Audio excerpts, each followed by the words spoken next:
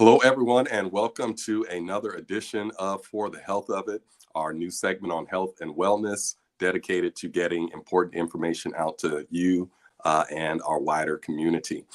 Today, we have a very important subject topic that we're going to discuss and share with everyone, and that is the topic of teen and young adult mental health.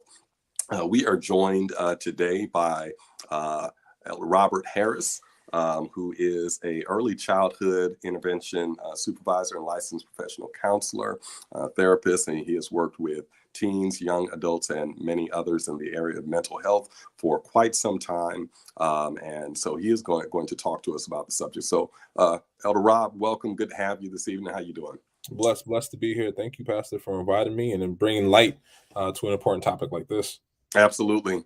We have talked about this in other spaces. I've had the chance to talk about this in this topic in other spaces, but I don't think that we can talk about it enough just because, well, certainly I think we forget that we're still in a pandemic. And all of the stress and strain and things that continue to come with that. We see, the kind of aggravated state in society, just people more tense and stressed out and all of those things. So I think we can't talk enough about this, particularly when it comes to our younger population and how to make sure that they're getting the right support. So let's jump right in. I want to ask you a few questions. How prevalent would you say are mental health needs amongst or mental health challenges amongst the young adult and or teen population? Amazing question. So I'll start off with the younger age group, and I am going to let all of those listening and watching right now. I'm very interested to see what these numbers will look like 2023 when research comes out for 2020 to 2022. Mhm. As of right now, though, particularly among children and teens 3 to 17, or look like teens from 12 to 17, about 10% have ADHD, 10% have anxiety, about 8 or 9% have behavior problems, and about 5% have depression. Mhm. While those percentages seem small when you think about what that may mean in terms of actual children, you're looking at anywhere between 6 to 3 million children Mhm. suffering with these things. Yeah. That's not all, though. When it comes to teens, when you have any of these things, the likelihood of it being comorbid, which means you have another disorder on top of that, Mhm. increases. So Wow. it's a strong likelihood if you have ADHD that you most likely may have anxiety or behavior problems. If you have Mhm. anxiety, there's a good chance that you have behavioral problems or depression. If you have behavior problems, there's a good chance you have anxiety, depression, or any other of these things. Mhm. And so that's something to pay attention to when it comes to our teens. That not only is the likelihood high, but if you have one, there's a good chance of you having another. And all of these things should be, you guys can look up, but it's good for us to know that these numbers have increased over time. Again, Mhm. the pandemic is going to probably give us some good indications of the impact of children and Mhm. families and homes over the course of these last 2 years. And that's just for teens. You look at young adults, the numbers are staggering. Um, Young adults make up a large percentage of portions, and we're talking about young adults 18, and let's just cap it off at, let's say, 26, 27 or so. Mhm. Young adults make up a staggering percentage of the average mental health illness. So that's just kind of a general mental health concern Mhm. to severe mental illness. And we're talking about things that are mood disorders, behavioral disorders, words like schizophrenia and things like that. They make up, roughly around 5 to 7% of the issues being presented. Mhm. That's a large number Absolutely. of individuals affected. And so what does that mean, right? In layman's terms, there's a good chance that you know somebody Right.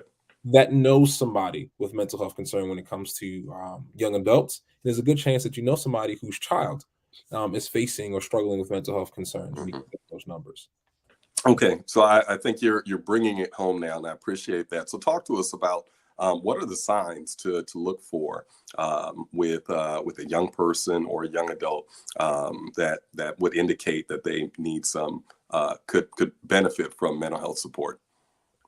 Great question. Great question. So the first thing to pay attention to is when someone loses interest in things that they usually found interesting. That's a good general sign, a good yellow sign, a yellow marker for us to pay attention to when you notice that your child, your teenager, your young adult If they were once into, or let's go with the children and teens first. Like, say they were once into reading books, and all of a sudden you said, like, I don't feel like reading anymore. They were into sports, and I don't feel like playing that much anymore. Whatever they found interesting, and they no longer find it interesting. If you notice that, that's something to pay attention to. Are they getting more isolatory in their behavior? Right? Are they starting to move from a space where they were once social, more engaged, and whether their friend group was 20 or 5, but they no longer want to hang out with those friends? Those are good signs. These things that I'm about to say may sound obvious, but can go unnoticed. If you notice that your child or a child or young adult is hurting themselves, that is something to pay attention to. Things like cutting is going to become prevalent. Little fun fact: cutting is usually your child goes, or your teenager, I should say, or your young adult goes from wearing short sleeves and also they're wearing long sleeves. Even during climates and seasons where you're like, you wouldn't typically do that. Right. Maybe be curious about that. Pay attention to those type of things. Mm-hmm. I talked about isolatory behavior, loss of interest in things. Are they sleeping more? Are they sleeping less? Mm-hmm. Mm-hmm. Uh, those are things to pay attention to when it comes to teens and young adults. Increase in risky behavior. For young adults, that may be an increase in substance abuse. Yeah. That may be an increase in alcohol usage. That may be an increase in what they consider risky behaviors. And so for young adults or even for teens, that can be interpersonal relationships. They're hanging out with people that you have a fairly good reasoning around, like they wouldn't do that before. These are all signs to pay attention to, that your child may be facing something on an emotional or mental level. Okay, and you just mentioned that your child, so of course you're also talking to parents, but continue in that vein, Rob. Please talk to parents, but also talk to non-parents, but those who are connected to teens and or young adults. What can they do to provide support? So, creating a safe space. I recently had the privilege to talk about this at a church in New Jersey, and one of the things that adults are at fault for, I truly say, adults not trained, adults maybe ignorant of this, Mm-hmm. are at fault for not creating safe enough spaces for teens and young adults to enter into. Mm-hmm. One of the things that prevents individuals from seeking out treatment is judgment, Mm-hmm. it's fear of backlash, repercussions. That is something that we can actually combat Mm-hmm. through our intentions, right? Yeah. Love to tell people, if you're going to ask a question, be open to receive the answer and realize that that answer may not be what you expect. Yeah. Listen with intention to understand. Ask open-ended questions. Tell me more. Mm-hmm. Hmm, I'd like to hear more about that. Yeah. I wonder what that feels like for you. All open-ended questions, all questions that elicit more from the young adult, from the teenager, from your child, from your loved ones, from your niece, your nephew, your mentee. All of these things provide opportunity for the individual to share about their experiences, and then you can begin to formulate a plan. You have your pediatricians, and pediatricians now really go up to, I believe, 26, right? Because of the legal changes. Mm-hmm. An individual can see their pediatrician up until 26. Right. They have the opportunity to speak to that point. As a health provider, they are bound by HIPAA laws. They are bound by things that can protect that individual, right, for any kind of backlash or negative inferences that prevent them from seeking out treatment. You can seek out a mental health provider if they're in school, the school social worker, the school mental health practitioner, Mm-hmm. individuals who are trained to be able to help families, to help Yeah. teens get the treatment that they need. If you are a working young adult, because that's possible, you can see if your place of employment has an employee assisted program that you can look into, Mm-hmm. hopefully covered by your insurance. Yeah. Again, considering that where we are in this life, Pastor, that there are many probably young adults that still on their insurances, parents' insurance. Ask your parents, hey, I'd like to just kind of see what our plan covers and be interested in opening up to looking for help. Okay. The best thing that we can do is create a space of understanding and safety to share. Yeah. Yeah. Once someone feels comfortable to share, once the biases and the fear of judgments Mm-hmm. run away with, that an individual may seek out help and say, Okay. hey, I'm not feeling okay. And we Okay. can work together Yeah. and get from there. So the shutting you down, or what's wrong with you, or why can't you just get it together? all those things are, you would characterize that obviously as the wrong type of Yeah, responses I would. when we are seeing some of the signs, the indicators that you shared. I would. We want to be open, supportive, Mhm. and non-judgmental in our language. And I say that, and you know why I say that, because in our community, of course, just kind of historically, Yeah. there is, stigma around mental health, that you're weak, that you're crazy, that you can't handle life or your situations. And we've got to move past that. So we can't say it enough. And we want to continue to say it enough. I think we need to normalize, the not only the conversation, but also just an understanding that this is what everyone needs. This is Yeah. not just what some people need, but everyone needs mental health support. As human beings, we need that type of support. Each one of us, right? Absolutely. Yeah. You said that very well. As we as a community, as a culture, and I'll make it more I'll work within my microcosm, right? Which is the idea of as a Caribbean American. Hmm. There was a time where we began to focus on our physical wellness. Um, as a Christian, we focus on our physical wellness. Yeah. So that means we started to encourage things like mammograms and getting regular checkups and getting physicals and eating right. And so Hmm. we started to take care of our body, sans our mind. And now it's time that we recognize that our mind is a part of that physical wellness. And so we should Hmm. engage in, again, I like to say, put out there for our community. A lot of places cover EAPs in their insurances. That's 3 to 5 free sessions a year. It's a checkup, just a Yeah. space for you to share. You know what? It's been great, right? Therapy doesn't have to be a place where you talk about difficult things. You can share positive things. You can Hmm. do personality assessments. You can get a feel of where you are in this season of your life, and it would also be a place where you highlight things that you're struggling with. As Hmm. a pastor, this is something that needs to be normalized. Yeah. There Yeah. are tons of organizations out there like Jesus in Therapy that Hmm. basically say that these things do not have to be at odds. Okay.